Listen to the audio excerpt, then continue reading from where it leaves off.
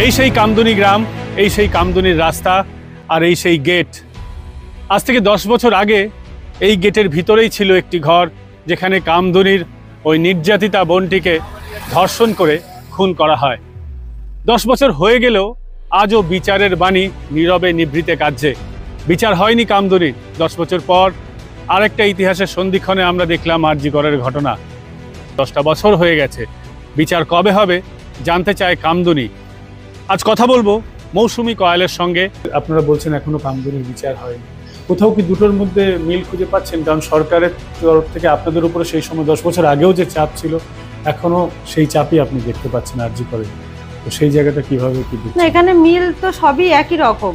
কারণ সেই সময়ও তো প্রমাণ লুটপাটের চেষ্টা করা হয়েছিল আমাদের কামদুনির ক্ষেত্রে। আজ যেমন আর.জি. করের ঘটনাটা হয়েছে, যে যেখানে মেয়েটিকে রেপ করে তাকে মার্ডার করা হয়েছে, যেভাবে ক্ষতবিক্ষত করা হয়েছে, সেই জায়গায় দাঁড়িয়ে তার পরিবারকে ফোন করে বলা হচ্ছে যে মেয়েটি নাকি সুইসাইড করেছে। তারপরেও ফোন করে বলা হচ্ছে তার বাবা মাকে যে আপনারা আসুন, আপনার মেয়ে হসপিটালে ভর্তি হয়েছে, একটু অসুস্থ, মানে বিভিন্ন রকমভাবে বিভিন্ন কথা বলা হচ্ছে। তো সেই জায়গায় দাঁড়িয়ে এখানে তো বোঝাই যাচ্ছে যে পুলিশ কতটা সক্রিয়। তারপরে আমার মনে হচ্ছে যে এই ঘটনা ঘিরে, যেখানে প্রমাণ লুটপাটের জন্য সেমিনার রুমের পাশের রুমটা যেভাবে ভাঙচুর করা হয়েছে, যেভাবে বেসিন ভাঙা হয়েছে, তো আমার মনে হচ্ছে মেয়েটিকে সেমিনার রুমেই কি রেপ করে তাকে মার্ডার করা হয়েছিল, না যে সেমিনার রুমের পাশের রুমটা, হ্যাঁ সেই রুমটাই আমার মনে হচ্ছে মেয়েটিকে রেপ করার পর, তাকে ওখানে খুন করার পর তার পরিষ্কার পরিচ্ছন্ন করে তারপরে সেমিনার রুমে তাকে ভালো করে শুইয়ে দেওয়া হয়েছিল। এখানে অনেক প্রশ্ন আছে যে এখানে তার জন্যই পুলিশ সমস্ত প্রমাণ লুটপাট করেছে, যে সেমিনার রুমের পরের রুমটা কেন তাহলে এত ভাঙচুর করা হলো, ওখানে বেসিনটা ভাঙচুর করা, দেওয়াল ভাঙচুর করা, সব কিছু কেন ভাঙচুর করা হলো। তো এখানে তো পুলিশের গাফিলতি বোঝাই যাচ্ছে। এবং পুলিশ কি বলুন তো, পুলিশকে যেভাবে চালনা করছে পুলিশ কিন্তু সেইভাবেই পরিচালিত হচ্ছে। তো এখানে প্রমাণ লুটপাটের জন্য পুলিশকে ব্যবহার করা হয়েছে, আর পুলিশ ঠিক সেটাই করছে। আজকেই প্রকাশ্যে এসেছে যে সন্দীপ ঘোষ নিজেই চিঠি লিখে পূর্ত দপ্তরের কাছে আবেদন জানিয়েছিলেন যে ওই জায়গা ভাঙা হোক, সংস্কার করা হোক, যিনি এখন গ্রেপ্তার হলেন। ওটা তো বলবেই, এটা তো উনি জানেনই যে এই জায়গা ভাঙা হোক, সেটা তো ওনাকে বলানো হয়েছে, ওনাকে উপর থেকে আদেশ করা হয়েছে যে সেমিনার রুমের পাশের রুমটা ভাঙতে হবে, কারণ এখানে প্রমাণ আছে। আর সিআইডির প্রমাণ খুঁজতে এত লেট হচ্ছে কেন? যদি ওখানে একাধিক লোক ঢুকেছে, একাধিক লোক, সেখানে তার পায়ের ছাপ, হাতের ছাপ, ফিঙ্গারপ্রিন্ট সব কিছু পাওয়া যাচ্ছে। তো সেখানে প্রমাণ লুটপাট হয়েছে সেটা তো বোঝাই যাচ্ছে। আপনারা 14 আগস্টের কথা ভাবুন না, যেখানে মহিলারা তারা রাত দখল করবে, রাস্তায় নেমেছে, প্রত্যেকটা মানুষ ঘরে নেই, তারা রাস্তায় নেমেছে। সেই রাতে কি হলো, আর.জি. করে যে লুটপাট হয়ে গেল, সেখানে ভাঙচুর, কারা ঢুকলো এখানে তো প্রমাণ লুটপাট করার জন্য সমস্ত দুষ্কৃতীদের ওখানে ঢুকিয়ে দেওয়া হলো আর.জি. করের মধ্যে, যেখানে ভাঙচুর করা হলো। পুলিশ নীরব দর্শক হয়ে থাকলো। সেই সময় পুলিশের কোনো রকম কোনো পদক্ষেপ নিতে আপনারা দেখেননি। নবান্ন অভিযানের দিন পুলিশ যেভাবে সাধারণ মানুষের ওপরে অত্যাচার করেছিল, যেভাবে সবাইকে, সাধারণ মানুষ যখন রাস্তায় নেমেছে তাদেরকে যেভাবে মারছিল, যেভাবে পুলিশ তার কাজ করছিল, মানে কাজই ওটা ওনারা করেছেন। তো ওই পুলিশ যেভাবে সেই দিন অত্যাচার করেছে, পুলিশ ওরকম সক্রিয়ভাবে যদি ওই 14 আগস্ট রাত্রিবেলা যদি আর.জি. করে ওই দুষ্কৃতীদের ধরতো, ওই দুষ্কৃতীদের ওপরে ওইভাবে হামলা চালাতো, তাহলে হয়তো এরকম হতো না। এখানে পুলিশ তো সমস্ত প্রমাণ লুটপাট করার জন্য ওদেরকে সাহায্য করেছে, যে ওরা ওটা করুক, আমরা গা ঢাকা দিয়ে থাকি। এটা প্রত্যেক মানুষই বুঝতে পারছে। অপরাজিতা আইন মুখ্যমন্ত্রী বলেছেন আনবেন, আগেও তো আইন ছিল এই নৃশংস যে ঘটনাটা ঘটেছে সেটা প্রতিরোধের জন্য বা শাস্তি দেওয়ার জন্য। পরবর্তীকালে ভারত ন্যায় সংহিতা হয়েছে, মুখ্যমন্ত্রী সেই জায়গায় আবার বলছে না, রাজ্যের একটা আইন হবে। এই আইন করে কি এই যে সামাজিক ব্যাধি, এটা কি দূর করা যাবে?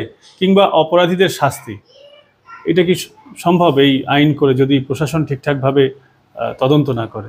দেখুন, আইনটা রাজ্যে একটার পর একটা কিন্তু এই ঘটনা ঘটতে চলেছে। আমি আগেই বলেছি, মাননীয়া সবসময় বলতেন এটা সাজানো ঘটনা, ছোট্ট ঘটনা, শরীর থাকলে শরীর জর্জরি হয়, দামাল ছেলের একটু একটু দুষ্টুমি করতে পারে, অনেক মন্তব্য উনি করেছেন পার্ক স্ট্রিটে নিয়ে।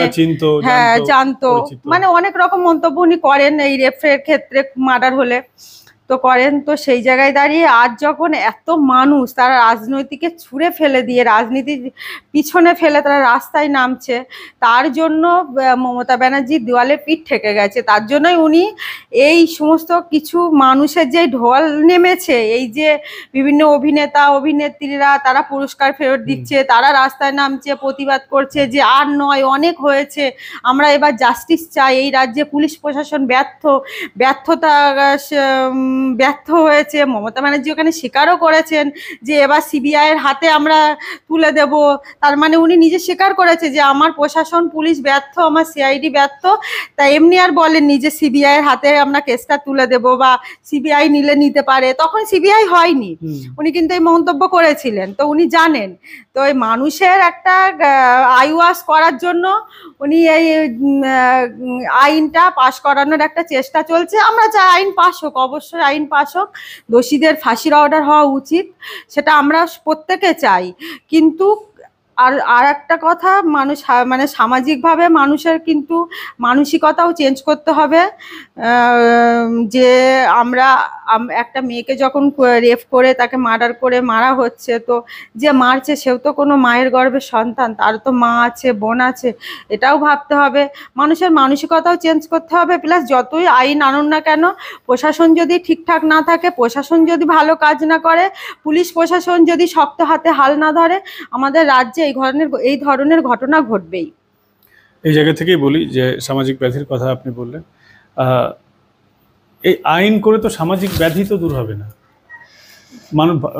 সমাজের এই ব্যাধিটাকে দূর করার জন্য যে প্রচার দরকার বা অ্যাওয়ারনেস দরকার, এইগুলো কি সরকারের পক্ষ থেকে করা উচিত বা হচ্ছে দেখতে পাচ্ছেন? সরকারের পক্ষ থেকে যদি হতো তাহলে আজ এই ঘটনা ঘটতো না। আমি আগেও সেটা বললাম, সরকার সবসময়ই নিষ্ক্রিয়। কোনো ঘটনা ঘটলে আগে টাকা দিয়ে, চাকরি দিয়ে তাদের মুখ বন্ধ করে দাও। সরকার কি আগে আসে যে না এর বিচার হওয়া উচিত, আমরা এর বিরুদ্ধে রুখে দাঁড়াবো? কখনো কি সরকার করেছে? এটা করেনি। সরকার সক্রিয় নয় বলে আজ এই কাজগুলো, এই ব্যাধি যাবে না সরকার যতদিন না সচেতন না হবে। সরকারের সচেতন হওয়া দরকার, মানুষের মানসিকতাও চেঞ্জ হওয়া দরকার। কারণ আরজিকর হচ্ছে, এই আন্দোলন প্রতিবাদ হচ্ছে, এর মধ্যেও কিন্তু আমরা মাঝের মধ্যে দেখছি যে এখানে ওখানে রেপের ঘটনা ঘটছে। নদিয়াতেই ঘটলো। তো সেই জায়গায় দাঁড়িয়ে কই আমরা তো দেখছি না যে এত কিছু হওয়া সত্ত্বেও জিনিসগুলো কমছে। তো আইন যদি পাস হয়, কোথাও হয়তো একটু মানুষ একবার না 100 বার ভাববে এই ধরনের ঘটনা ঘটার আগে। তো আইনটাও অবশ্যই দরকার এবং তার মধ্যে মানুষের মানসিকতাও চেঞ্জ হওয়া অবশ্যই দরকার, এটাও মনে করি। কারণ এটা তো কমা দরকার। আমাদের সন্তানরা তো বাইরে বেরাবে, রাস্তায় বেরাবে, তাদেরও তো স্কুল কলেজ আছে।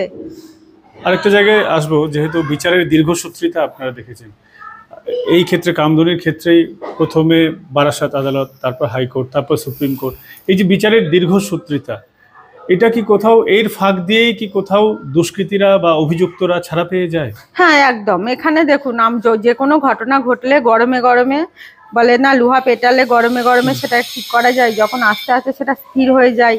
এই যে ডেটের পর ডেট এক একটা যে ডেট পড়ে, তখন না সেই যে পরিবার একটা সময় বিচার চায়, সেই পরিবারও আস্তে আস্তে সেই বিচারের আশা ছেড়ে দেয় যে না, আর মনে হয় বিচার পাবো না। কারণ এই ডেটটা এমন একটা জিনিস, মানে একটা দুটো দিন বা একটা দুটো মাস বা একটা বছর তো নয়, এই 10টা বছর, 10টা 11টা বছর মানুষ যে আমাদের এই কামদুনির ঘটনাটাই দেখুন না, 10টা 11টা বছর কত মানুষ হাঁটবে, কত কোর্টে যাবে, কত দৌড়দৌড়ি করবে। এই ডেটের পর ডেট পেতে পেতে পেতে পেতে মানুষের বিচারের আশাটাই শেষ হয়ে যায়। আস্তে আস্তে হয়তো সে বিচার পাবো সেটাই ভুলে যায়, যে আমাদের কি এর পরের স্টেপটা কি নিতে হবে সেটাও ভুলে যায়। এর ফাঁকেই এই আসামিরা বেরিয়ে আসে। মাথাভাঙা থেকে বারাসাত থেকে গড়িয়া, সমস্ত জায়গায় এখন দেখছি যে মানুষ পথে নামলেই শাসক দলের নেতাকর্মীরা পথে নামছিল। এটা কোন ভয় থেকে এই ঘটনাটা ঘটছে? এর আগে তো প্রতিবাদ করলে এত বেশি সাধারণ, মানে বিভিন্ন জায়গায় মারমুখী হতে দেখিনি আমরা শাসককে। দেখুন, এখন শাসক দল কেন নামছে সেটা মানুষ তো বুঝতে পারছে যে কেন নামছে। এই যে মানুষ মানুষের ঢল নেমেছে। একটা শিশু থেকে বৃদ্ধা প্রত্যেকটা মানুষ রাস্তায় নামছে। আপনারা রাত দখলের পরের থেকে এই তো গত 3 দিন হলো যখন রাস্তায় নামলো সবাই মোমবাতি প্রদীপ হাতে, যে বিচার চায়। আপনারা দেখেছিলেন কেউ ঘরে ছিল না, সবাই রাস্তায় ছিল। তো এখানে সরকার বুঝে গেছে যে মানুষও বুঝে গেছে যে দেওয়ালের পেট থেকে গেছে বলে মানুষ ঘুরে দাঁড়াচ্ছে। এই জনস্রোত আর থামানো যাবে না, অতএব আমাদেরকেও রাস্তায় নামতে হবে, আমরাও বিচার চাই। আমি আগেই বলেছি শাসক দল কেন রাস্তায় নামছে। আরে বাবা, উনি কার কাছে বিচার চাইছে? বিচার তো আমরা সাধারণ মানুষ ওনার সরকারের কাছে চাইছি যে আমরা বিচার চাই। কারণ এখানে প্রশাসন পুলিশেরই সবকিছু গাফিলতির জন্য আজ বিচার হচ্ছে না রাজ্যে। তো সেটা ওনারা বুঝে গেছেন যে আমাদের এই মিথ্যার বাণী, মিথ্যা খেলা শেষ। তার জন্যই আজ ওনারা পাল্টা নিজের গা বাঁচানোর জন্য রাস্তায় নামছে। কামদুনি প্রতিবাদ মঞ্চ যে প্রতিবাদের আগুন জ্বালিয়েছিল সেটাই এখন একেবারে জনবিস্ফোরণে পরিণত হয়েছে বলে দেখা যাচ্ছে। তো কোথাও কি মনে হচ্ছে যে হয়তো এবার আর শাসক এটাকে থামাতে পারছে না, এই আন্দোলনটাকে থামাতে পারবে না? তো বললাম না যে অনেক হয়েছে রাজ্যে, একটার পর একটা ঘটনা ঘটেছে, নানাভাবে সিএম মন্তব্য করেছেন। তো এই আর থামানো যাবে না। মানুষ বুঝে গেছে যে আমাদের রাস্তায় নামা ছাড়া আর উপায় নেই। দেখুন, এখন মানুষ এই কন্যাশ্রী, লক্ষ্মীর ভাণ্ডার বুঝে গেছে প্রত্যেকটা বাবা মা যে আমাদের লক্ষ্মীর ভাণ্ডার নিয়েও আমাদের লক্ষ্মীকে হারাতে হচ্ছে। আর যারা লক্ষ্মীর ভাণ্ডার পাচ্ছে তারাও আজ রাস্তায় নামছে, যে তারা চিৎকার করে বলছে আপনাদের লক্ষ্মীর ভাণ্ডার চাই না, আমাদের বাড়ির লক্ষ্মীরা সুরক্ষিত থাকুক, সেটাই চাইছে। আর কোনো লক্ষ্মীর ভাণ্ডার দিয়েও মানুষকে আর থামানো যাবে না। এবং আপনারা দেখছেন বিভিন্ন পূজাতে, দুর্গা পূজাতে তারা তাদের অনুদান ফেরত দিচ্ছে। তারা চায় না যে সরকারি অনুদান তারা নিক। বিভিন্নভাবে তারা যে যেমনভাবে পারে প্রতিবাদ করছে, পুরস্কার ফেরত দিচ্ছেন, যে আমরা সরকারি পুরস্কার আমরা চাই না সেটাও ফেরত দিচ্ছে। মানুষের এত পরিমাণে মন চেঞ্জ হয়ে গেছে সরকারি জিনিস নিয়ে। দেখুন, সরকার দিচ্ছে, অনেকেই এটা মন্তব্য করছে, যেমন কাঞ্চন মল্লিক মন্তব্য করলো যে ডাক্তাররা কি টাকা নেয় না, তারা কি বোনাস পায় না। তো নানান মন্তব্য করছে। তো এই কাঞ্চন মল্লিকের উদ্দেশ্যে আমি আগেও সংবাদ মাধ্যমে বলেছিলাম যে এটা কারোর বাপের ঘরের টাকা নয়। তারা ঘুষ দিয়ে চাকরি নিয়ে তারা চাকরি করছে না, তারা নিজেদের যোগ্যতায় চাকরি করছে, তারা নিজের যোগ্যতায় স্যালারি নিচ্ছে, তারা যোগ্যতায় বোনাস নেবে। এখানে সরকারের বাপের ঘরের টাকা নয়, কাঞ্চন মল্লিকের বাপের ঘরের টাকা নয় যে হচ্ছে চাকরিজীবীদের টাকা দিতে হচ্ছে।